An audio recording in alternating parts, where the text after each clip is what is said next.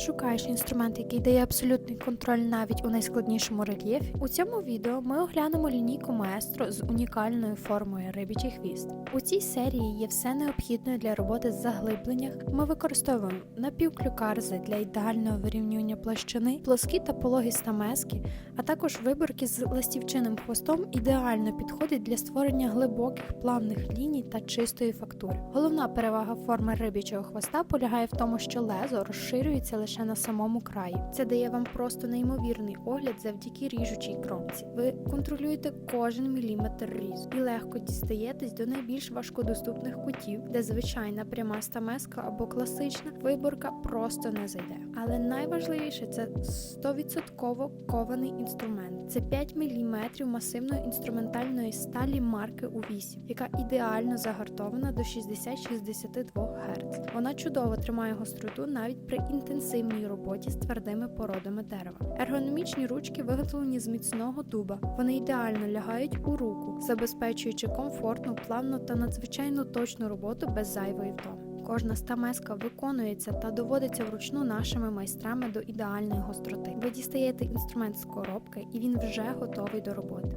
У цій лінійці представлені різноманітні профілі та різні розміри, які закривають абсолютно всі ваші етапи роботи. Відчуйте справжню свободу творчості. Переходьте за посиланням під відео та забирайте свій ідеальний рибячий хвіст з лінійки Maestro.